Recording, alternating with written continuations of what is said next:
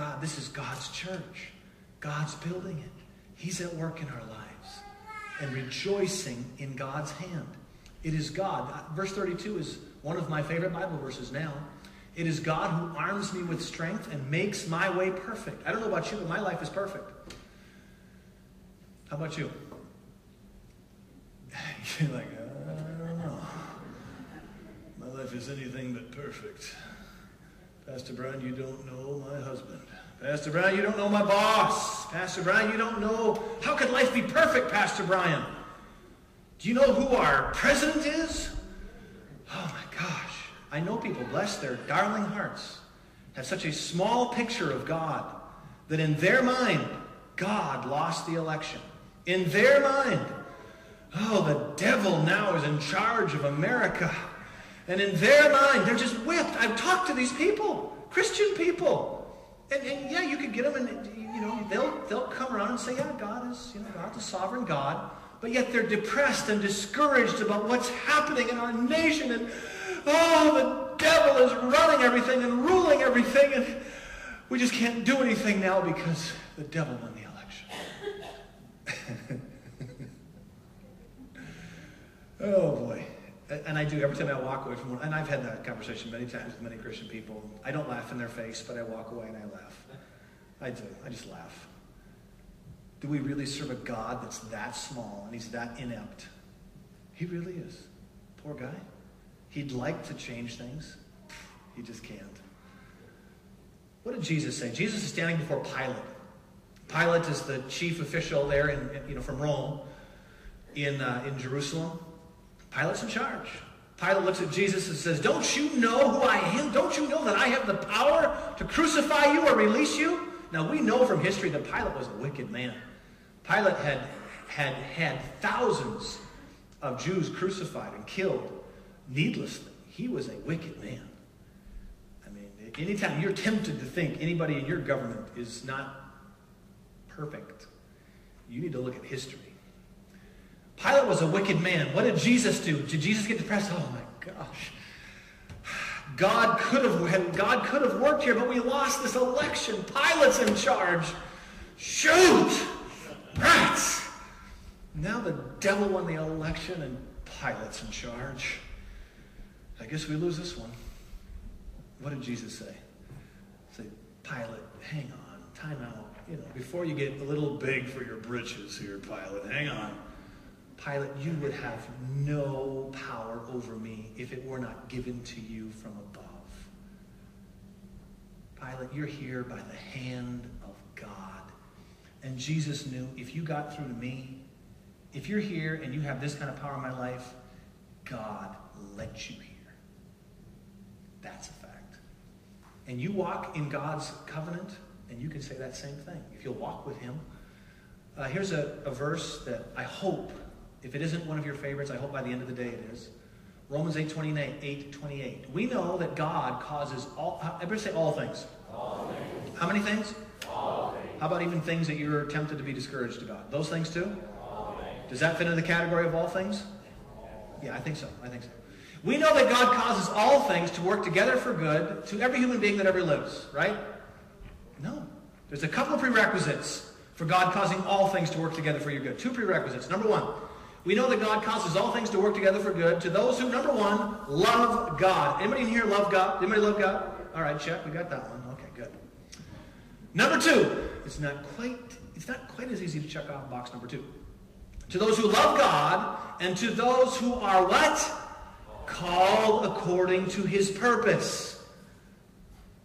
Now, you might just glance by that, but you better get a hold of that because that's it right there. Recognizing God has a purpose. If I'm in something that I don't like, I got to recognize, God, what is your purpose? When I recognize God's purpose, that is when God starts working that together for good. But I've been in a place in my life, and I bet you most of you have, hopefully you're not there today, where I didn't recognize his purpose. I didn't know he had one. I didn't really know he was that in charge, quite honestly. Again, I thought these were just a random series of events that he was expecting me to fight my way through and get on top of. I guess he wanted me to impress him with my mighty faith muscle. No, he wants you to impress him with faith. But what does faith believe? What is a test anyways? What's being tested? If it's a financial test, speaking with, concerning God, what's being tested? My pocketbook's being tested. No. What's being tested?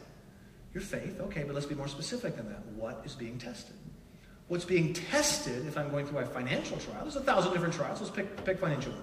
What's being tested is, do I actually believe that God is my provider? Do I actually believe that? That's easy to say when there's money in the bank. That's easy to say. I trust God, Pastor Brian. He's good to me. It's easy to say when there's money in the bank. What's being tested is, do I actually believe that God is my provider? If I actually believe God is my provider, I'm going to continue to obey him. I'm going to continue to follow him. I'm going to continue to serve him. I'm going to continue to trust him. Not only am I going to do that, I'm going to continue to have joy. I'm going to be armed with strength right in the middle of a trial, right in the middle of not having enough money. I'm going to have enough joy to know that God's hand is in this. God is here with me. He's not out to lunch. He knows exactly where I'm at. He's involved, and he's working it out. And if he's working it out, I trust him. I trust him. And if I trust him, you can feel trust. You can feel it internally. It's called joy. It's like, whew, thank God. That's what's being tested. We know that God causes all things to work together for good to those who love God, to those who are called according to his purpose. He has a purpose. God has a purpose. And we need to see it. Just really quickly look at this last scripture here, James. There's so many scriptures that say this in different ways.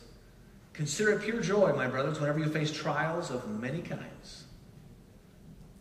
And then he goes on to say this. If any of you lacks wisdom, by the way, there's only one way that you can consider a trial pure joy. Only one possible way.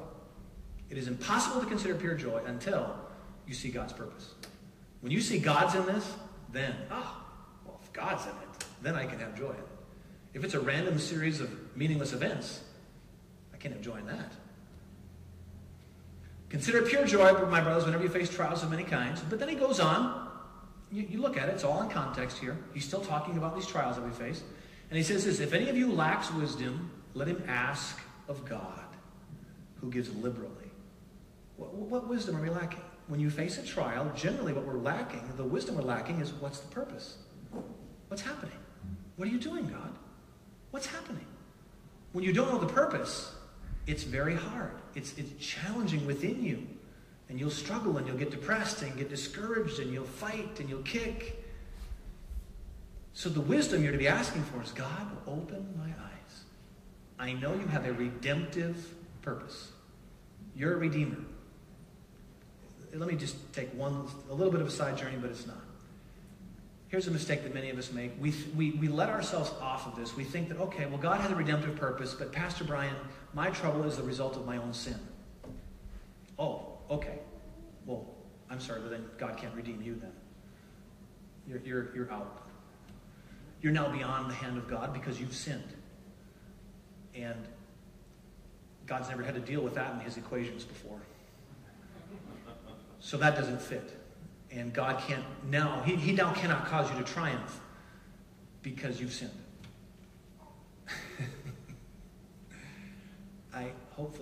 Please don't misunderstand me. I'm not suggesting to you that when we sin, we're not going to face some judgment as a result of that. But it is a complete lie. It is a complete deception to think that once I've sinned and once I've missed it, that God has to now God's hands are tied, and now God just washes his hands of you and says, well, you missed it now. Fix it yourself. No. After you've sinned, what do? Are you now turning to him? Are you now turning to him, repenting like David did, turning to God, repenting and say, okay, God, I missed it. God, forgive me. If that's your heart, you're going to find out that God can redeem even that. He is